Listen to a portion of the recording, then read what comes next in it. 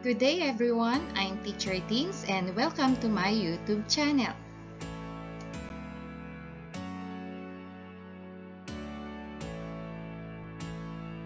In this video, we will discuss about outliers from ungrouped data. What is an outlier? Outlier is an extreme value at an abnormal distance from most values in the dataset. Kapag sinabing extreme value, ang ibig sabihin nito na ang value ay maaaring sobrang taas o sobrang baba kumpara sa ibang data. Ang abnormal distance naman ay nangangahulugang malaki ang agwat nito mula sa karamihan ng values. Let us recall first the 5 and S, or that is 5 number summary, and IQR, that is the interquartile range of the given box and whisker plot. So from the given box and whisker plot, the minimum is 2. Nandito yung minimum ng box and whisker plot. And then for the lower quartile, or that is the first quartile, ang first quartile ay located dito, yung unang guhit sa box. So that is 4. And then the median, ito yung median ng box plot, that is equal to 7. And then the upper quartile or the third quartile is, ito yung ating upper quartile is 8. And then yung last ay ang maximum, which is 10. And then next is, we're going to determine now the interquartile range. The formula in finding the interquartile range is Q sub 3 minus Q sub 1, or that is upper quartile minus lower quartile. Ano ba yung upper quartile natin sa given box plot? Ang upper quartile natin ay 8. At ang lower quartile natin ay 4. Therefore, IQR now equals 8 minus 4. And 8 minus 4 is equal to 4. For example number 1, we're going to verify whether the values 2 and 10 in the dataset are outliers or not. So, we will use the same box and whisker plot, yung kaninang example natin, wherein the lower quartile is 4, the median is 7, the upper quartile is 8, and yung na-compute nating interquartile range ay 4. That is 8 minus 4 is equal to 4. And then, we're going to verify first 2. Ito yon. Mauuna yung 2. So, titignan muna natin kung saan ang location ng 2. So, ang location ng 2 ay nandito na nasa minimum. So, kapag yung given value na pinapa-verify ay nasa minimum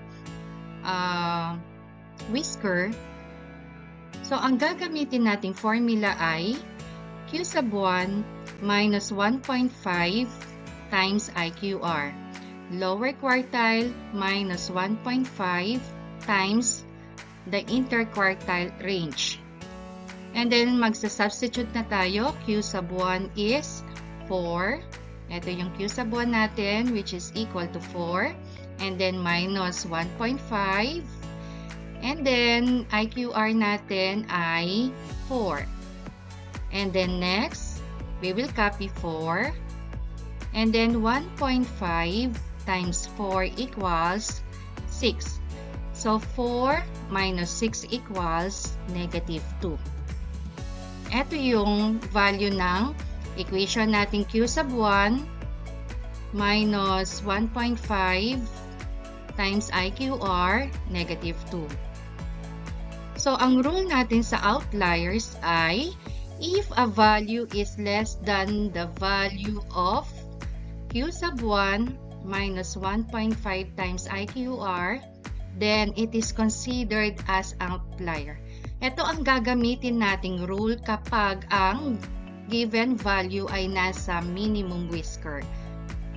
since ang nasolve natin na value for Q sub 1 minus 1.5 times IQR ay negative 2, so mas mababa yung nasolve natin, di ba? Ang bine-verify natin ay 2. Kailangan, kapag ang bine-verify natin ay mas mababa doon sa na-compute nating value ng Q sub 1 minus 1.5 times IQR, then pwede nating makonsider na yung value ay outlier. Pero kapag yung bine-verify natin ay mas mataas sa na-compute natin na Q sub 1 minus 1.5 times IQR, then hindi siya pwedeng maging outlier ng set. So since 2 ay mas mataas sa negative 2, so ang magiging conclusion natin, 2 is not an outlier. Let us verify now 10. And then 10, if you're going to look at the box plot or the box and whisker plot, 10 is located at the maximum. So if the value or the number to be verified is located at the maximum, kapag nandito siya sa maximum whisker, ang gagamitin nating formula ay Q sub 3 plus 1.5 times IQR. And then, we're going to substitute ano ang Q sub 3 natin. Q sub 3 is 8. And then plus 1.5. And our IQR is 4. And then next, we will multiply 1.5 times 4, that is equal to 6. And then 8 plus 6 is equal to 14. And our rule now for outliers, if the given value is located at the maximum whisker, if a value is more than the value of Q sub 3 plus 1.5 times IQR, then it is considered an outlier.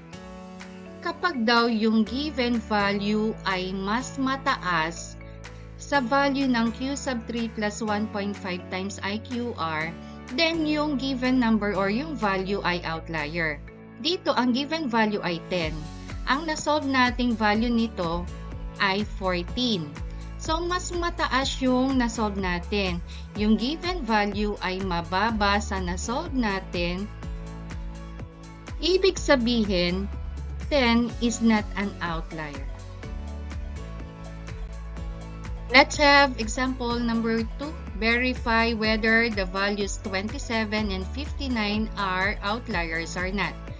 So, given Q sub 1 or the lower quartile is 35 and the upper quartile is 40. First step, we're going to solve for the IQR, or that is the interquartile range, and that is Q sub 3, which is 40, minus Q sub 1, which is 35. 40 minus 35 equals 5. Ito na yung magiging value ni IQR, which is 5. Next is we're going to verify 27. And then 27 is less than 35, the lower quartile. Meaning, ang 27 ay nasa minimum whisker. So, ang gagamitin nating formula kapag ang given value ay nasa minimum whisker ay Q sub 1 minus 1.5 times IQR.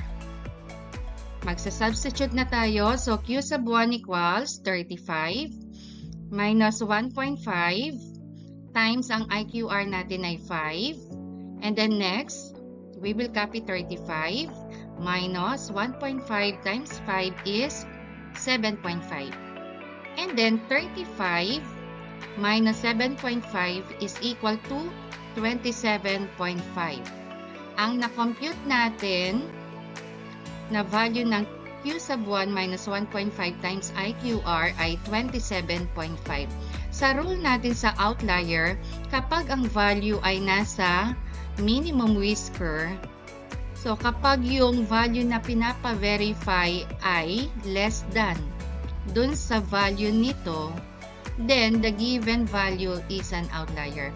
So since 27 is less than 27.5, then we can conclude now 27 is an outlier. Next, we're going to verify 59. 59 is greater than the upper quartile, meaning ang location ni 59 ay nasa maximum whisker. So, kapag nasa maximum whisker yung value, ang gagamitin nating formula, Q sub 3 plus 1.5 times IQR. Ano ang value ni Q sub 3? That is 40. And then plus 1.5. Ano ang value ni IQR? That is 5. Next, equals 40. Kokopyahin lang natin. And then 1.5 times 5 is equal to 7.5. And then 40 plus 7.5. So the answer is 47.5. And ang rule natin sa outlier, kapag ang value ay nasa maximum whisker, kapag yung given value ay mas mataas sa na-compute natin, then we can conclude that the given value is an outlier. So, since ang 59 ay mas mataas sa na-compute natin na 47.5, then we can conclude that 59 is an outlier. Let's have now example number 3. We're going to verify whether values 18 and 42 are outliers or not. So, given Q sub 1 is 22 and Q sub 3 is 28. The lower quartile is 22 and the upper quartile is 28. First step is we're going to solve for the IQR, or that is the interquartile range, that is equal to the upper quartile 28 minus the lower quartile, which is 22. 28 minus 22 is equal to 6. Ang value ni IQR, or the interquartile range, ay 6. Let us verify now the first value, which is 18. So, ang 18 ay mababa sa lower quartile, meaning 18 is located at the minimum whisker. Kaya, ang gagamitin nating formula ay Q sub 1 minus 1.5 times IQR. And then, substitution, Q sub 1 is 22 minus 1.5. Ang IQR natin ay 6. And then, we're going to copy 22. 1.5 times 6 equals 9. So, 22 minus 9 equals 13. Kapag ang given value ay nasa minimum whisker, masasabi natin yung given value na outlier kung mas mababa siya dun sa nasolve nating value nito. So, since yung given value or yung given number ay mas mataas sa nasolve natin, so we can conclude now 18 is not an outlier. Next, we're going to verify now 42. 42 ay mas mataas sa upper quartile natin, meaning 42 is located at the maximum whisker.